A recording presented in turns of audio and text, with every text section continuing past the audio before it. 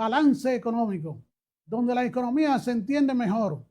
Ahora tratamos un tema sobre el crecimiento económico de la economía dominicana, que lo tratará el compañero Alejandro Arredondo. Muchas gracias, Cipriano Nivel, por la presentación. Bueno, vamos a tratar el crecimiento de la economía dominicana en periodo enero-mayo y vamos a preguntarnos, ¿puede una economía crecer en 4.2% mientras el propio gobierno reconoce que necesita aumentar el impuesto para enfrentar un déficit fiscal? Esa es la pregunta. Esa es una de las grandes interrogantes que deja el panorama económico dominicano actual. El Banco Central informó que la economía dominicana registró un crecimiento de 4.2% entre enero y mayo de este año 2026, uno de los mejores desempeños de América Latina y superior al promedio regional. Sin dudas, es una noticia positiva que demuestra la resiliencia, una vez más, de nuestra economía frente a un entorno internacional complejo. Sin embargo, como economista entiendo que nuestra responsabilidad no es quedarnos únicamente con el titular. La verdadera pregunta es qué tan sólido y sostenible es ese crecimiento. Porque cuando uno comienza a revisar otras variables macroeconómicas, aparecen señales que merecen reflexión mucho más profunda a partir de información oficial disponible. Por ejemplo, el propio Ministerio de Hacienda y Economía ha reconocido que la inversión pública cayó en 3.1% durante el primer trimestre de este año. Y ahí está la gráfica tomada del informe de coyuntura macro fiscal que publicó el mismo Ministerio de Hacienda y Economía. Seguimos, director. Entonces, al mismo tiempo, el gobierno impulsó y logró la aprobación de la ley 30-26, que establece un conjunto de medidas de simplificación fiscal y progresimiento económico, el llamado plan anticrisis, argumentando que el aumento en el precio internacional del petróleo y las presiones fiscales hacían indispensables obtener aproximadamente unos 50,000 millones de pesos adicionales. Yo he dicho y he mantenido que la proyección que hizo el gobierno es subestimada, pero bueno, ellos lo calcularon, tienen más información que uno, y es con el propósito de preservar la estabilidad macroeconómica. Es decir, por un lado tenemos una economía creciendo a buen ritmo, 4.2 un buen ritmo, y por otro, unas finanzas públicas que evidencian limitaciones para sostener el gasto sin recurrir a nuevos ingresos tributarios. Y ahí surge otra pregunta perfectamente válida. ¿Estamos creciendo a ritmo suficiente para fortalecer las finanzas públicas o estamos creciendo pero con una estructura fiscal cada vez más presionada, estresada? A esto se suma otro elemento importante. El Ministerio de Hacienda y Economía también ha señalado 3 desafíos que continúan presionando el presupuesto general del Estado. El primero, el crecimiento sostenido del pago de los intereses de la deuda pública. El aumento de la nómina del sector público.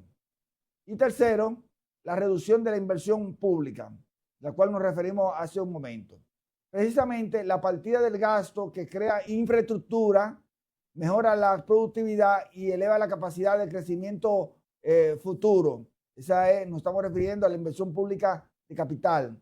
Desde el punto de vista económico, este fenómeno merece atención porque cuando hay una mayor proporción del presupuesto se destina al gasto corriente y una menor parte a la inversión de capital, el crecimiento puede mantenerse durante un tiempo, pero pierde capacidad para sostenerse en el largo plazo.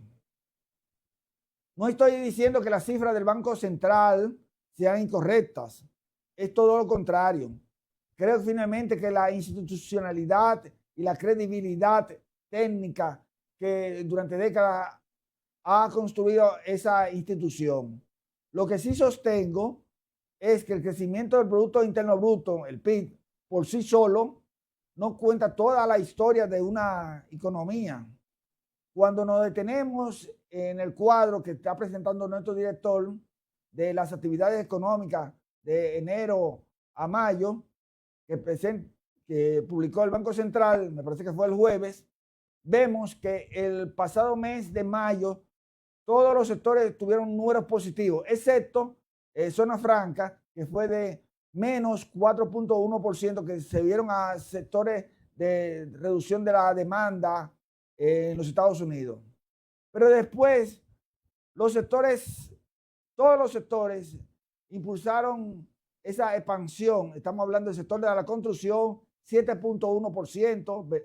Recuerden que la construcción, venimos de un sector de la construcción que estuvo en negativo, en número en rojo. Minería, 6.4%. Las actividades de servicios en su conjunto, 5.3%.